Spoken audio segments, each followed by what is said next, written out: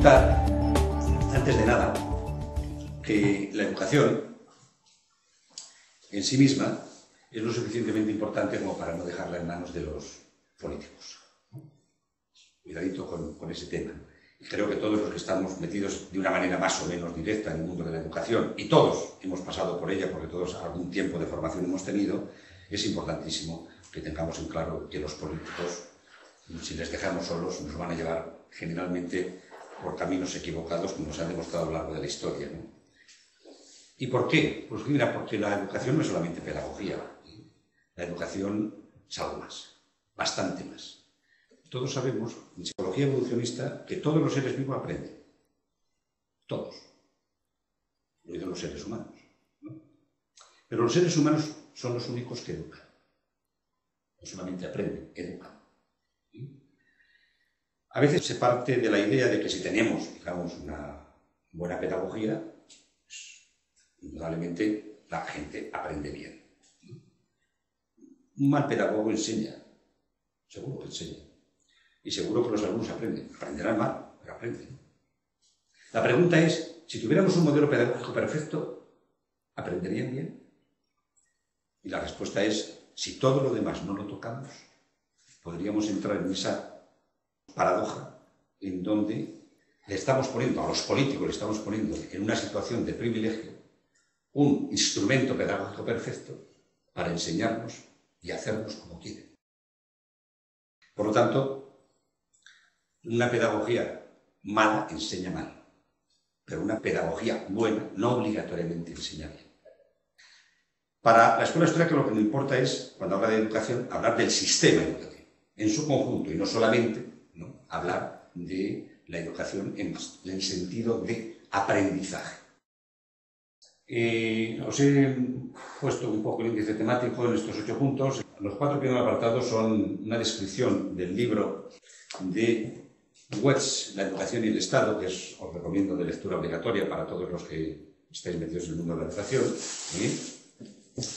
Y voy a ser muy descriptivo porque lo único que hace Wetz aquí es exponer, digamos, ¿no?, su estudio de lo que empezó sucediendo en Inglaterra, a principios del siglo XIX, incluso finales del XVIII, principios del XIX y todo el siglo XX. Que por extensión es lo que ha sucedido en Europa. Pequeñas diferencias, pero muy pocas, ¿no?, en lo que llamamos, digamos, la transmisión de la educación pública. En el libro, la introducción, aproximadamente unas primeras 15 o 20 páginas, el autor se hace un montón de preguntas al respecto de la educación, ¿sí? Fundamentalmente se centra en la educación pública, ¿no? La primera cuestión importante cuando hablamos de educación es que la educación pública nunca es gratuita. Se paga vía impuestos, que resta a los padres recursos para educar a sus hijos en la privada. ¿Por qué el dinero público no se adjunta como bono escolar a las familias, o mejor aún, como créditos individuales recuperables, ¿no? ¿Por qué el Estado usurpa la responsabilidad educativa de los padres? Es una pregunta que se hace. Históricamente, a lo largo de milenios, son los padres que han educado a sus hijos. O han cedido esa función para cuestiones específicas a mentores o tutores, ya desde la antigua Grecia y Roma, ¿no? ¿Por qué el Estado usurpa la responsabilidad educativa de los padres? ¿De dónde sale la creencia de que los padres sin la intervención del Estado no educarían adecuadamente a los hijos? Una especie de mantras que se han ido construyendo y que damos por hecho de que son dogmas de fe. ¿Por qué el control escolar de abajo a arriba del sector privado es peor que el control político de arriba abajo del sector público? Es decir, yo que ya soy de una generación un poquito ya, ¿no?, mayor, pues casi todos estábamos en colegios religiosos educándonos, ¿no? Y si el colegio religioso, pues le veías que el muchacho no aprendía, iba al padre y cambiaba de colegio. Punto. Ese control de abajo a arriba, ¿sí?, del sector privado, ahora resulta de que es que mi hijo no estudia, o no aprende, vamos a hablar con el inspector de la zona, luego el inspector, y al final se ha pasado el curso, cuando te has enterado, resulta de que no has hecho nada. Bueno, desgraciadamente, todos conocemos algún caso de algún amigo que tiene, digamos, los hijos en el sector público y pasan estas cuestiones. ¿Por qué los contenidos formativos de los colegios son uniformes y sin posibilidad de elección por parte de las familias? ¿Puede haber competencia educativa sin un mercado libre de la oferta escolar? ¿Por qué el Estado es el único elector de los representantes de la enseñanza pública, que llamaríamos nomenclaturas educativas? Con dichas políticas públicas obligatorias y gratuitas, ¿quiénes se benefician más? ¿Las familias, los contribuyentes, los educadores o los políticos? Indudablemente ahora estamos en este mare magnum, ¿no?, de las huelgas, ¿no?, de educación. Bueno, pues para los que tenemos una mentalidad un poco austríaca, pues diríamos de que justamente los que viven del sistema son los que protestan, los que lo sufren, ¿no? Las familias salen a protestar. Curioso, ¿no? Los economistas clásicos y la educación. Cuando hablamos de los economistas clásicos estamos refiriéndonos fundamentalmente a principios del siglo XIX y finales del siglo XVIII. Bueno, pues apostaban claramente ya por una educación privada y en cuanto a la pública, diferenciando siempre entre educación obligatoria y escolaridad obligatoria. Esto es enormemente importante, esta diferencia. Defendían la libertad educativa como un elemento esencial para el desarrollo de la diversidad, la espontaneidad y la experimentación. Quedamos con esas tres palabras, porque no hay, digamos, una educación verdaderamente libre y competitiva sin que haya diversidad, espontaneidad y experimentación. Luego hablaremos. Entendían la educación estatal de forma muy restringida y desde una visión utilitarista, con dos perspectivas, lo que sería el utilitarismo negativo. La educación podría reducir el desorden y la criminalidad, autores como Hutchinson, William Petty, Gianni Bentham, entre otros, ¿no? Y un utilitarismo positivo. La educación podría aumentar los efectos positivos en las personas, en la sociedad y en la economía. En este caso, pues, autores como Bernard Turgot, Adam Smith, Malthus, Senior, entre otros también, ¿no?, hablaban del utilitarismo positivo y negativo, lo importante que sería ir implantando, diríamos, ¿no?, en la sociedad sistemas educativos por estas razones, porque evitábamos cosas negativas y además posibilitábamos cosas positivas. Pero, fundamentalmente, siempre que fuera, digamos, respetando la libertad del individuo. La grandeza de los padres del liberalismo fue que al unir utilidad con libertad individual, afirmaban, como después ha demostrado la realidad de los países socialistas, que no era posible conseguir naciones desarrolladas si sus gentes eran instruidas en sociedades sin libertad. Recordamos la Unión Soviética, China, Corea, Vietnam, Camboya, Cuba, ahora Venezuela, en fin. Bueno, es muy importante, fijaros, ¿no? Esta es la gran grandeza de los liberales clásicos, ¿no?, al unir utilidad con libertad individual. Y que si no hay, digamos, libertad individual, puede haber muy buena instrucción, pero no tendremos una sociedad desarrollada donde tengamos un país que puede ser una potencia bélica, ¿no? Esto, desgraciadamente, en los países socialistas ya sabíamos lo que pasaba. Esa es la grandeza, por decirlo así, de los padres del liberalismo ya del siglo XIX, principios del siglo XIX. Os voy a contar un poco descriptivamente, que es un poco el resumen de este libro, ¿sí? El auge y la caída de las escuelas privadas en el siglo XIX y XX en Europa, aunque él habla lógicamente de Inglaterra, y yo lo hago un poco una extrapolación, porque indudablemente hay más cosas que se asemejan que matices diferenciadores importantes, ¿no? En la Inglaterra de primeros de 1800, la mayoría de la gente ya sabía leer. Es verdad que ahí tiene mucha importancia la religión, ¿sí? Es verdad que en el protestantismo hay que leer la Biblia, y en las familias se enseñaba a leer. En el catolicismo vamos a la iglesia y recibíamos eso oralmente, ¿no? Y había más nivel de analfabetismo en los países latinos, católicos, por decirlo así, que en los países anglosajones. Pero el dato es que en 1800 la mayoría de la gente sabía leer, ¿no? En 1820 una de cada 15 personas asistía a la escuela, no solamente sabía leer, sino que iba a la escuela. Y en 1851 uno de cada 6, siendo realizado en este periodo el mayor crecimiento de las escuelas independientes. En 1833 se implantó la ayuda estatal a las escuelas. Empieza, digamos, el gobierno ya a intervenir en los procesos educativos de carácter estatal. En 1870 se crean las escuelas públicas, 30 años más tarde. Se aprueban sus recursos financieros, humanos y fiscales, así como el Departamento de Educación encargado de detectar las lagunas educativas en todos los distritos. Pronto las escuelas privadas advierten sus dificultades para competir con las públicas. Los argumentos de la escuela pública para en la educación privada definir lagunas y detectarlas eran bajo nivel de asistencia escolar, abandono temprano de la escolaridad, enseñanza de baja calidad. Estos eran los argumentos cuando iba el inspector a las escuelas privadas para sacar a los niños de las escuelas privadas y meterlos a las públicas. El autor dice que eso no era verdad. No solamente era verdad, sino que en algunas cosas incluso eran peor las públicas en aquel momento. Bajo nivel de asistencia escolar, estamos hablando de mediados del siglo XIX, el primer apartado fundamental era de tipo agrícola. Cuando llegaban las cosechas, pues los hijos ayudar, pero eso lo mismo sucedía en la privada que en la pública. Si además le caía el padre enfermo, pues tenía que ir a suplirlo el hijo. lógicamente, ¿no? Y eso sucedía exactamente lo mismo, ese abandono o esa baja asistencia en la pública que en la privada. Enseñanza de baja calidad, por ejemplo, la educación pública cambió el razonamiento por la memorización, la particularización por la estandarización. Si esto es mejor, por lo menos el autor se lo plantea. Ese fue un proceso, diríamos, educativo de las escuelas públicas, diferenciado claramente con respecto a las privadas de la época. Conclusión, proporcionar educación gratuita por medio de un proceso político que la gente con anterioridad ya obtenía por sus propios medios y con más libertad y control directo, no constituyó una reforma, sino una mera reforma, dice el autor. Sigue el autor haciendo una descripción un poco histórica y en 1870 las escuelas se financiaban a través de suscripciones, tasas y ayudas estatales a partir de 1870 además con impuestos locales. Vemos cómo el intervencionismo del Estado en la educación va metiéndose de una manera, diríamos, muy amplia. A partir de 1902, ya en el siglo XX, las escuelas públicas quedaron sometidas a las autoridades locales, más de 330 autoridades locales en Inglaterra, interviniendo de manera inspeccionada en todas las escuelas de Inglaterra. Se introdujeron las ayudas a la formación secundaria, ya no a la primaria para aprender las 4 reglas, no, ya se pasó a la secundaria y superior, al margen de los niveles ya de pobreza. Ya no era importante ayudar solo a los que no podían, ya era, digamos, generalista, es decir, la enseñanza universal. Y se establecieron las escuelas gratuitas.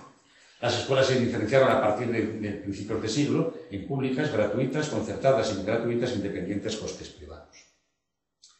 Todo ello dio lugar a la politización del modelo educativo de elecciones escolares caracterizado por votaciones, colectivos de presión, paquetes escolares. Las votaciones, bueno, pues eran valoraciones por largos periodos en vez de por continuados criterios de mercado hijos de los padres. Es decir, venía el inspector y hacía, bueno, ¿cómo está el colegio? Está marchando, ¿no? Venía a lo mejor una vez al año o 2 veces al año, daba la firma y esa era, digamos, una valoración que se hacía de cómo estaba llevándose en ese colegio la enseñanza de los alumnos, ¿no?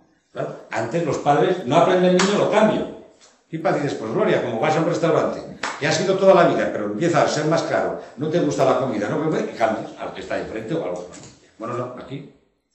Colectivos de presión, fuertes en función de su capacidad organizativa, profesores, sindicatos, etc. A diferencia de los padres, pues más individualistas, cada uno vive en su familia, sus padres, no. Los colectivos de presión, que son los que empiezan a vivir del sistema, lógicamente son los que tienen capacidad para movilizar y generar, diríamos, las políticas educativas. Paquetes escolares, se votan planes educativos precocinados sin capacidad de elección por los padres. Eso es lo que pasa, ¿no?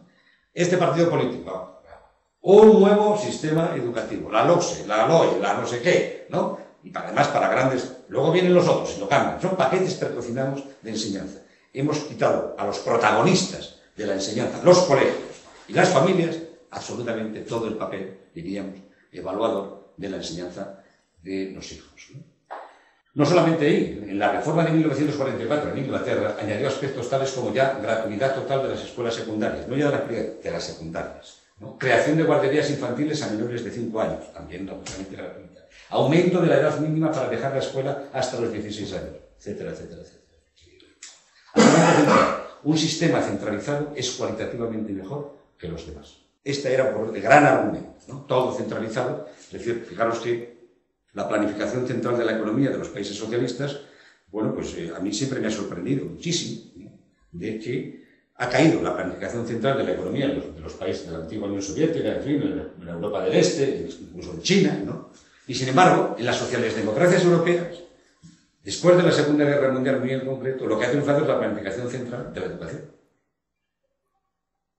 Y seguimos con ella.